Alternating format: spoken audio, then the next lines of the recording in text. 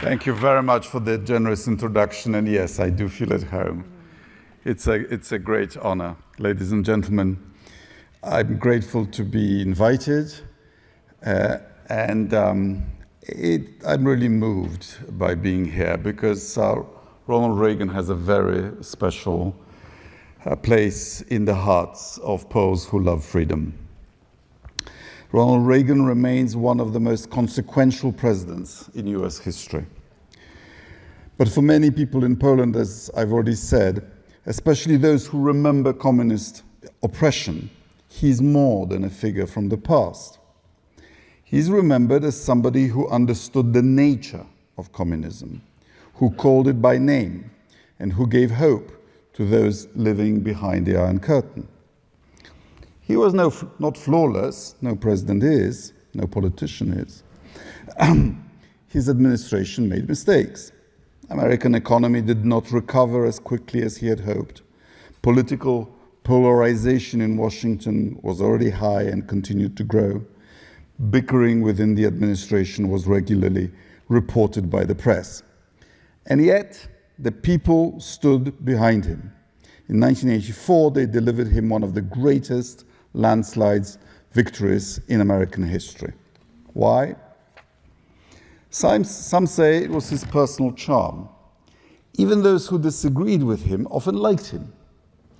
Although it is true, it does not fully explain Reagan's appeal. Sources of his popularity ran much deeper. Ronald Reagan knew something politicians tend to forget, namely that we, the people, do not want merely to be managed. We crave meaning. We demand to know what our countries stand for. We want leaders with their own ideas of freedom, dignity, responsibility, justice, and patriotism. There are many iconic Reagan speeches, but one of the most famous was delivered on March the 8th, 1983, before the National Association of Evangelicals. In that speech, President Reagan referred to the Soviet Union as an evil empire. He was heavily criticized for it. Many said the phrase was inflammatory. He also said in an open mic before giving a radio interview, "My fellow Americans, I have just signed legislation that outlaws Russia forever. We begin bombing in 5 minutes." They warned that such language would make future negotiations with the Soviets impossible. Reagan proved them wrong. Roughly 2 years later, when he believed the time was right, he met Mikhail Gorbachev in Geneva to discuss nuclear arms reductions. The man accused of being driven by ideology once again proved to be pragmatic. The evil empire speech mattered because it reintroduced morality into foreign policy. Reagan reminded the world that there is a difference between good and evil, freedom and tyranny, truth and lies. He believed that the United States should be and could be a force for good. And I actually want to start with a discussion about Russia and Ukraine. I know we talked about it a little bit earlier today. You know, Poland has become such a key asset to NATO in terms of trying to keep Russia's aggression at bay. And analysts are warning that there's a high possibility that Russia can try and test that resolve by perhaps doing a cyber attack or some other kind of, provocation against either Poland or the Baltic areas. And I wonder what you and what Poland thinks of this, and if you think it's real and if you think you're prepared. If it was only cyber attacks, we wouldn't be so worried because they do it every day. Right.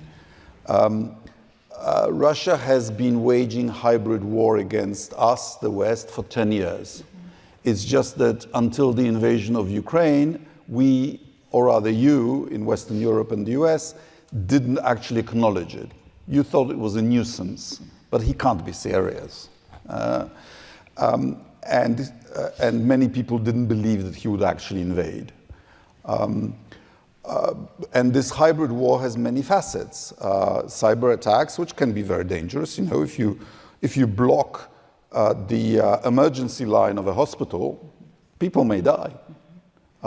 They also block financial institutions, tax collecting systems, and they also plant worms inside our systems to be activated in case of something more serious.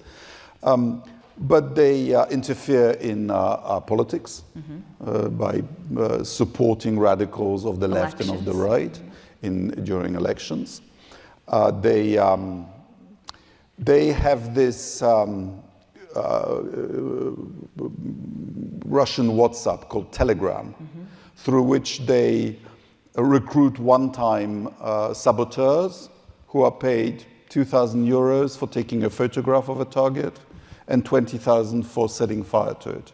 And we've had dozens of arsons, including huge shopping malls and whole districts of cities. They've even tried to set fire to the home owned by the current Prime Minister of Britain. We've also had assassinations, as you know. Mr. Litvinenko in Britain was poisoned with polonium, Mr. Skripal with Novichok. And we've had state terrorism. So in Poland, these saboteurs set 3 bombs under a rail on a high escarpment and detonated it under a passing train. Luckily, one of the 3 bombs didn't go off. Otherwise, people would have died. They've also put DHL parcels, you know, flammable material in DHL parcels. Imagine if they exploded midair, what would have happened? And we've had incursions of ballistic missiles, of cruise missiles. Last September, 21 Russian drones. Our Air Force was fighting them for 7 hours. As long as Ukraine is fighting them so successfully, they don't have the forces to invade a Western country. You know, we would see it, any concentration of troops. But what they do routinely, it's part of their military doctrine, is to do a false flag operation as a provocation. And Putin has even said something about a month ago. He said, well, if we are attacked by a NATO country, we will respond. So we suspect that what he's planning is put together some Ukrainian drones and set them against a NATO country or against Russia, and then to respond. That's the kind of thing he may be planning because he's desperate, because he's losing. Correct. Is there a response from the United States or other NATO countries that you wish you would have seen but you haven't seen yet? Well, I knew Senator Lindsey Graham. Yes. He sponsored a bill that would have created a new budget for helping Ukraine, such as there was before. At the moment, Europe is financed, for the last year and a half, Europe finances all of it. The sustaining of the Ukrainian state, you know, pensions still need to be paid, officials need to be paid and so on. The US does not do any of that. We are buying some equipment from the US, but Senator Graham wanted to help more, and I hope his memory is honored and the bill is passed. You mentioned in your remarks as well that your people credit Ronald Reagan and Pope John Paul II for some of the help in your freedom. While you were under communist rule, how were you getting those messages? Was it Radio Free Europe, or how were you actually digesting those messages? So under communism, there was censorship of everything, of TV, of radio, of newspapers. So I literally became an anti-communist because we lived in this communist era state in a block of flats, and the walls were very thin. So when my father listened to the Radio Free Europe in the next room, I could hear.